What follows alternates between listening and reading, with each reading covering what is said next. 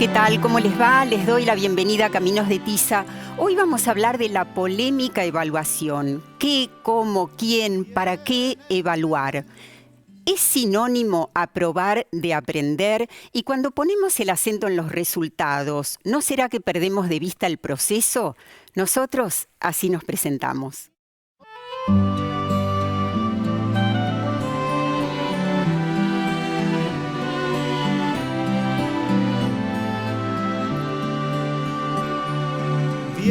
Y estará con nosotros la licenciada Marta Kisileski. Nos va a hablar de la cultura de la evaluación. Teresa Punta nos cuenta una experiencia en Rawson. El periodista Apo nos va a leer un poema de Baldomero Fernández Moreno. Y también tenemos, por supuesto, y como siempre, a los maestros. Puntualmente en este programa conoceremos de qué se trata el programa Maestro más Maestro. Yo me voy al encuentro de los primeros invitados, Marcela Friedman, Sergio Siciliano. Bienvenidos al programa. Gracias. Bueno, es muy bueno tener la oportunidad de conocer algo así como de primera mano cuáles son las decisiones que se tomaron en la provincia respecto al tema de la calificación. Claro, es muy buena la diferenciación. La verdad que en esto de la nueva cultura de la evaluación, la provincia hace muchos años viene trabajando un régimen académico que contempla una nueva mirada sobre la evaluación, que bueno, la pedagogía y los docentes acompañan hace mucho tiempo, y había habido una reforma hace un año y un poquito más que modificaba la escala de calificaciones, ¿no? Eliminaba los aplazos. Eliminaba los aplazos, que en realidad no los eliminaba, sino que corría la escala. Digo, una escala de calificación es un recorte arbitrario de una forma de comunicar un mensaje, ¿no? Puede ser del 1 al 10, que es la que todos conocemos y la cual todos fuimos evaluados, podría ser A, B, C, D, que también es una escala, digo, y así sus distintas circunstancias. La provincia de Buenos Aires había optado por, a la escala tradicional, que era de 1 a 10, comenzarla a partir de 4 y que sea esta la escala de la provincia, única en el resto del país. Nosotros entendíamos que justamente en esta nueva mirada de la evaluación, digo, ¿qué quiere decir una escala? ¿Cuál es el sentido de enviar un boletín cada 3 meses, de comunicar una nota? No es estigmatizar al chico, no es señalarlo de que no sabe, sino de comunicar entre la escuela y la familia en qué situación de aprendizaje está. Y entendíamos que esa comunicación que debía darse entre la escuela y la familia no se estaba dando de manera clara. Si yo como docente de una escuela le comunico a un papá algo sobre su alumno en chino y ese papá no es chino, probablemente no entendiera cuál era la situación. Entonces notamos esta problemática, nos lo plantearon los docentes, hicimos una consulta a todo el territorio bonaerense a través de las inspecciones, en las escuelas de gestión estatal y gestión privada, y ahí nos dio por resultado que realmente algo que había sido una iniciativa, una posible buena idea, no se había dado con buenos resultados. Entonces dijimos, y sostuvimos el régimen académico, que era lo importante, que es este trabajo que tiene que hacer el docente mirando no la foto, sino la película de la trayectoria escolar, pero decidimos modificar la escala de calificaciones y volver de 1 a 10. Y darle la libertad dentro de este régimen académico a que el docente sea quien desea utilizar y de qué manera la escala de calificación y la puntuación del alumno. Ahora, cuando esto se dio a conocer, se generó una enorme polémica. En primer lugar, a lo mejor tendríamos que decir que la discusión no tiene que ser insuficiente sí o insuficiente no, a plazo sí o a plazo no, sino mirar más de conjunto. A lo mejor cuando un alumno o una familia recibe un boletín solamente con números, es decir, una evaluación numérica, le está faltando información. Absolutamente, y creo que eso, bueno, es a veces el recorte que se hace periodísticamente y hay pocos espacios como este para poder hablar de educación. El boletín que va a tener la provincia de Buenos Aires tiene un espacio para la nota numérica y tiene un espacio también para el desarrollo del docente para que pueda comunicar aquellas cosas que son interesantes de que la familia sepa y cómo apoyar de parte de estas familias a los alumnos. Obviamente que se centró en el aplazo sí, aplazo no, o el uno o no, y la verdad que lejos de la discusión tenía que ver con eso, siempre resulta llamativo, pero tenía que ver con esto, que realmente el alumno es una trayectoria escolar y el docente tiene que poder vincularse con la familia para buscar ese apoyo en la educación que solo no puede brindar. ¿Hace cuánto que se discutió y se resolvió esta famosa resolución acerca de la unidad pedagógica de primer y segundo grado? La resolución 174 es una resolución del Consejo Federal de Educación del año 2012.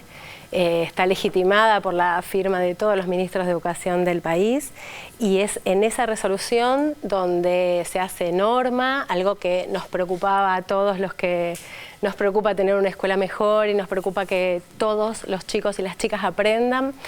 Que es no responsabilizarlos a ellos por el fracaso, ¿no? Por eso esa norma es tan importante, porque es el sistema y se hace una autocrítica y piensa que pensar la evaluación hay que pensarlo en relación a las condiciones pedagógicas que se crean para eso. Y de eso habla la resolución en la unidad pedagógica de primer y segundo grado, ¿sí? Porque en nuestro país está concentrado, las investigaciones muestran que estaba concentrado el fracaso escolar en primer grado y la repitencia. También las investigaciones muestran que en realidad no mejora los aprendizajes, sino que la repitencia anticipa una historia de fracasos reiterados, de repitencias reiteradas y de expulsión. Sí, en su momento, por un lado, la propia UNESCO hizo referencia a lo poco efectiva que es la repitencia, y tomando otros países como Francia o Inglaterra también está descartada. ¿Cómo se daría ahora en la provincia? ¿Existe esta unidad pedagógica entre primero y segundo? Existe porque, bueno, la resolución 174 que mencionaba es la que da el marco para todas las jurisdicciones. La provincia de Buenos Aires ha adherido y el régimen académico de la provincia está en base a esta disposición que emitió el Consejo Federal, con lo cual ese enfoque que nos parece que es lo importante de la mirada evaluativa no ha cambiado, no se ha modificado. Y en esto también hay que tener en cuenta que en estos últimos años se ha trabajado mucho en el currículum que acompaña a la evaluación, ¿no? Porque si no, el que evaluamos tiene que ver justamente con esto, ¿no? El currículum ciclado, donde la trayectoria del alumno se va construyendo, ese aprendizaje a partir de los años escolares, también tiene que ver con esto, con lo cual eso la provincia de Buenos Aires lo va a seguir manteniendo y vuelve a estar en sintonía con el resto de las 23 jurisdicciones, ¿no? Que mantienen la legislación nacional y bueno, cada una va haciendo la adaptación pertinente. Ahora, lo que dieron a conocer en su momento los diarios cuando esto se difundió es que esta decisión se votó, que fue 4-3, y sería interesante saber, bueno, ¿qué se discutió? Bueno, porque entonces no hubo acuerdo. No, porque tiene una particularidad el Ministerio de Educación que conserva la historia. En realidad la Dirección de Cultura y Educación, como se llama en la provincia de Buenos Aires, tiene un Consejo General que está integrado por 10 representantes, de los cuales 6 los designa el Poder Legislativo y 4 los sindicatos docentes como representantes de los docentes. Hoy hay 9 representantes, todavía no tuvo una conformación nueva, y la verdad es que lo que se discutió fue justamente estos insumos que nos trajo el territorio y las devoluciones que nos dieron los docentes. Muchos de los consejeros que votaron esto, y por eso la discusión, y fue en realidad 4-3 con algunas ausencias, digamos, y abstenciones, porque no había un acuerdo y la verdad que ellos planteaban, sobre todo los sindicatos, que teníamos que darle más tiempo a la resolución que ellos habían votado. Nosotros entendimos que era un problema y que había que resolverlo de manera inmediata. Pero más allá de la representación, digamos, y la votación, que es una formalidad administrativa de la provincia, la resolución la emite el director de Cultura y Educación, que es el ministro. Hablábamos hace un momento de la cultura de la evaluación. Bueno, sobre esto, la licenciada Marta Kicilevsky. En español tenemos un término que es evaluar y que significa extraer de adentro de algo el valor de una cosa, y que en la vida cotidiana estamos permanentemente nosotros evaluando. Cada vez que tomamos una decisión, cada vez que compramos algo, que decidimos qué hacer un fin de semana, estamos evaluando. Es una actividad diaria que lo que en realidad quiere decir es darle un valor a determinada cuestión, o sea que está incorporado en nuestra vida. Ahora, en términos educativos, nosotros podríamos decir que incluye muchos conceptos. En el caso de la lengua española tenemos un solo término, es decir, evaluación. Pero si uno compara por ahí con otros países y dice, bueno, a ver, ¿y en la lengua inglesa qué pasa? Pasa que tienen 3 palabras para decir evaluación de distintas cuestiones.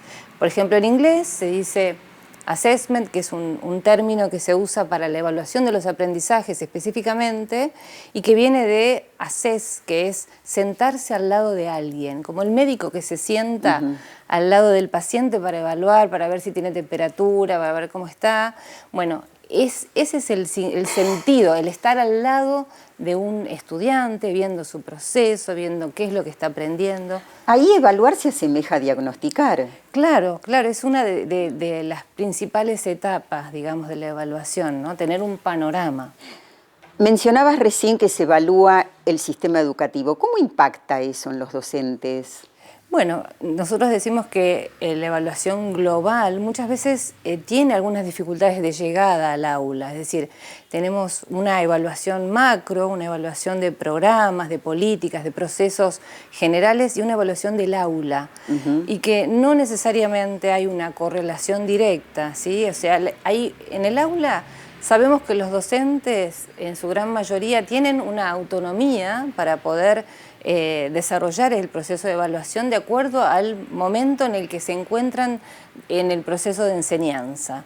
En cambio, bueno, lo que son las pruebas estandarizadas llegan en determinado momento e intentan comparar y medir a todos por igual en un determinado momento, es una fotografía. Bueno, ¿y qué abarca la cultura de la evaluación? Y la cultura de la evaluación abarca desde la posibilidad de evaluar todo lo que son los rituales de la institución, no solamente a nivel, digamos, de los aprendizajes, es mucho más amplio.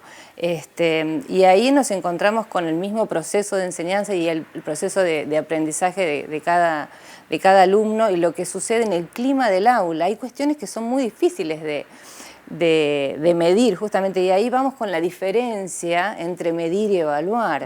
Muchas veces hay cuestiones que uno lleva a confundirse, ¿no? A confundir las funciones de la evaluación con la medición. Claro, que a veces se presta a injusticias o arbitrariedades. Y muchas veces se presta o a malos entendidos, claro, digamos, ¿no? A decir, bueno, quizás estamos midiendo con un parámetro desde el cual no enseñamos. Definitivamente no todo es evaluable. Y hay cuestiones en educación, digamos, alguien decía hace poco, bueno, no podemos decir que la escuela se puede hacer una comparación con obviamente, con una fábrica. No es fabricar zapatos, son seres humanos, o sea que ahí no todo es evaluable, evidentemente, y no sabemos en qué va a derivar, en qué van a derivar los procesos educativos muchas veces. Sí, sin embargo, yo pienso que es importante saber en qué momento se está del proceso de enseñanza, pero pongo el énfasis en que lo importante es saber que necesitamos conocer ese momento para mejorar, ¿sí? No para hacer una comparación y juzgar.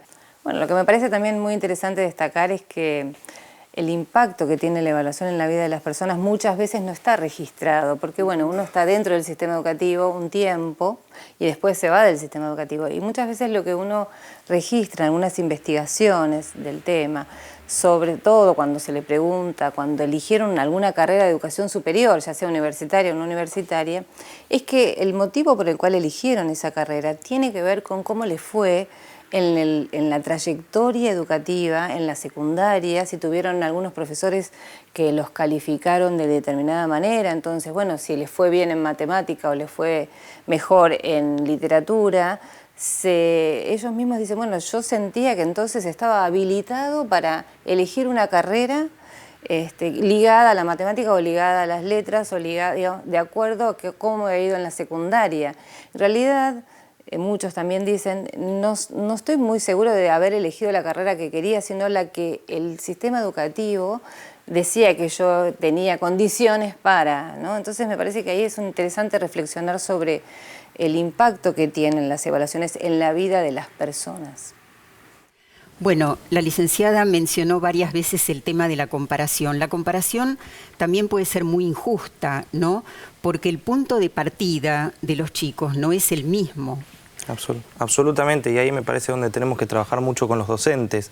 y que la herramienta de la evaluación sea una herramienta que ellos puedan aplicar en base al contexto y al grupo de alumnos que tienen. Uno puede tener 30, 25, 32 alumnos y cada uno poder evaluarlos de formas distintas.